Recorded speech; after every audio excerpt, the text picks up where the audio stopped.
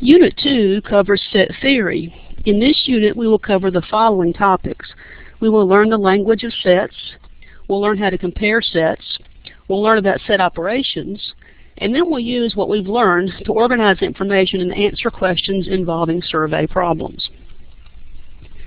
In Unit 2, and in this first presentation, we will look at the following questions. What is a set? How do we denote sets? What is a well-defined set? What is the empty set? What is the universal set? What is the element symbol? And what is the cardinal number of a set? A set is a collection of objects. The individual objects in this collection are called the elements or the members of the set. How do we denote sets? There are two ways we denote or write sets: roster notation and set builder notation. In roster notation, we list the individual elements of the set with embraces. In set builder notation, we put a written description of the set with embraces. But let's look at a set. Set D has the following elements or members: Monday, Tuesday, Wednesday, Thursday, Friday, Saturday, Sunday. Those are the days of the week, and each individual day is listed. That's roster notation when individual elements are listed. We could describe this set in words because this set is, again, the days of the week. So the second example here is set D in what is called set builder notation. It opens with braces, and then you have a variable, a letter, and then you either have a vertical line or you have a colon. And this is read, the set of all y such that y is a day of the week. Now don't let the singular a day of the week get you off track. For example, Monday is a member of set D because Monday is a day of the week. So is Tuesday and Wednesday and Thursday and Friday and Saturday and Sunday. So if I listed set D in roster notation, I'd have to list all 7 days. July would not be a member of set D because July is not a day of the week. Let's look at another set. Set A is 1, 2, 3, 4, 5. Those are the first 5 counting or natural numbers, and you will come across the natural or counting numbers quite a bit. Your natural or counting numbers are, when a child first learns how to count, these numbers come naturally. They start with 1, 2, 3, and the pattern continues. This is a set of natural numbers. Anytime you see capital N here, we're talking about natural numbers. Well, here we listed 1, 2, 3, 4, 5. We listed the elements. This is roster notation. We could use set builder notation. A is the set of all x, such that x is one of the first 5 natural numbers. But again, even though it says one of the first 5 natural numbers, if we change from set builder notation to roster notation, we would have to list 1, 2, 3, 4, and 5. Now, where I've written x is one of the first 5 natural numbers, you can write that more compactly using mathematical symbols. Set A is the set of all x, such that x is, this is the element symbol. It stands for is an element of or is a member of. And again, capital N stands for natural numbers. So this will be read the set of all x, such that x is a natural number and x is less than or equal to 5. This is a mathematical way to say natural number less than or equal to 5. Well, if I listed all of the natural numbers that are less than or equal to 5, if I went back to roster notation, the natural numbers less than or equal to 5 will be 1, 2, 3, 4, and 5. Some sets are rather large, and it's either not very practical or impossible to list all of the elements. So what we'll do is we'll list the first few elements to establish a pattern. For example, set B, 1, 2, 3, dot, dot, dot, and the pattern continues and ends with 100. So this is 1, 2, 3, 4, 5, all the way up to and including 100. This is roster notation, but there's no way we would want to list all 100 elements. So we list enough to show the pattern, and there is an end to the list, so we write the last number or the end to our list. In set builder notation, this could be thought of the set of all n, such that n is one of the first 100 natural numbers, or I did change variables here, but that's okay. The set of all x, such that x is an element of n, x is a natural number, and x is less than or equal to 100. The natural number is less than or equal to 100 means up to and including 100, or another equivalent way to write this in set builder notation is the set of all x, such that x is a natural number, and less than 101.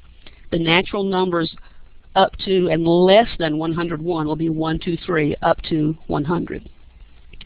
Now some sets just keep going, they never stop. Set C is 2, 4, 6, dot, dot, dot, and the pattern continues, but there's no number at the end, which indicates this list just keeps going. Well, if you look at set C, 2, 4, 6, these are your even counting or natural numbers. Here's roster notation. We listed enough of the elements to see the pattern. There is no end of the list. In set builder notation, we could call this a set of all x, such that x is an even natural number. Or if you wanted to use some mathematical symbols to shorten your writing, the set of all x, such that x is an element of n, that's read as a natural number, and x is even. How do we determine if a set is well defined? A set is well defined if we are able to tell whether any particular object is an element of that set. So let's look at some examples. Which of these sets are well defined? Set A is a set of all x, such that x is a motorcycle registered in the state of Tennessee. That is a well-defined set.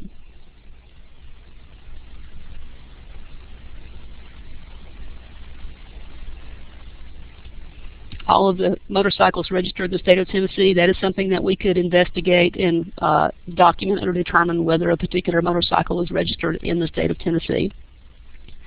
So that is well-defined. B is a set of all y such that y is a nice car. Now this set is not well defined.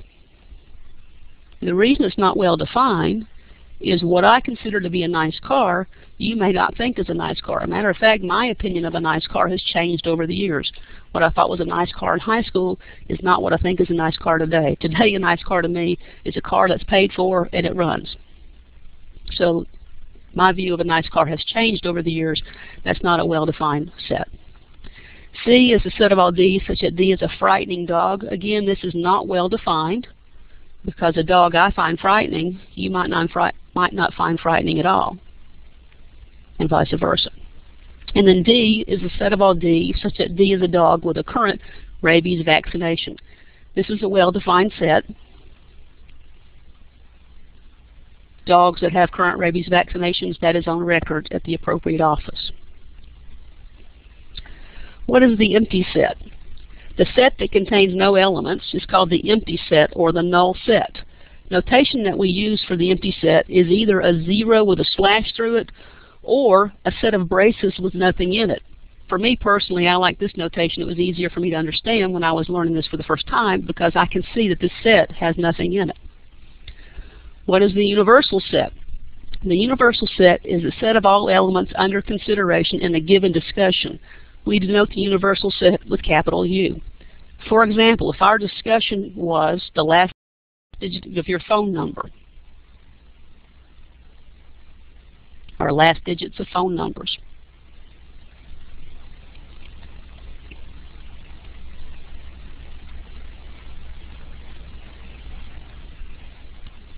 then the universal set, the list of all possible last digits of phone numbers would be 0, 1, 2, 3, 4, 5, 6, 7, 8, 9. Those are all the possibilities for the last digit of a phone number.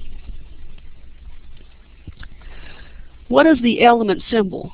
We use this symbol, which looks kind of like the letter E, for is an element of or is a member of or belongs to a particular set. And we use that element symbol with a slash through it to stand for is not an element of, is not a member of. Well, let's fill in the blank for each of the following with either is an element or is a member of or is not an element of. The first question here is 5 a member of the set that has 1, 2, 3, 4, 5 in it? 5 is inside this set. It is listed as a member of this set. So 5 is an element of this set. The next question is 3 an element of the set of all x, such that x is an even natural number? This is set builder notation. I want to write it in roster notation for a moment. Even natural numbers, 2, 4, 6, dot, dot, dot. The pattern continues. Is 3 an element of or a member of this set? No. So 3 is not an element of the set of all x, such that x is an even natural number. The next question is 6 an element of or a member of the set of all y such that y is a multiple of 3? Well, I want to go from set builder notation to roster notation and list the first few multiples of 3, basically counting by 3. 3, 6, 9, 12. The pattern continues. Is 6 an element of or a member of this set? Yes, it is. The next question is 17 an element of the set of all z's such that z is a natural number and z is between 14 and 17? Well, I would like to list the natural numbers between 14 and 17. And the natural numbers between 14 and 17 are 15 and 16. 17 is not an element of this set. The next question is 17 an element of the set of all z such that z is a natural number and z is between 14 and 17, but notice this says including 17. So this would be the natural numbers that are greater than 14. Well, that would be 15, 16, and 17 would be included because of the or equal to. 17 is an element of or a member of this set. The next question is the set 5 an element or a member of the set that has 1, 2, 3, 4, 5, 6, 7 in it? The set 5 is not listed inside this set, so it is not an element of or a member of that set. And then the last question involving the element symbol is the set 5 a member of the set that contains the set 1, the set 2, the set 3, the set 4, the set 5, the set 6, and the set 7? Yes, the set 5 is an element or a member of this set. The next slide is saying, what is the cardinal number of a set? The cardinal number of a set is the number of elements in a set. In other words, the cardinal number of set A is the number of elements in set A. Well, rather than writing out in words the cardinal number of set A, we use an abbreviation.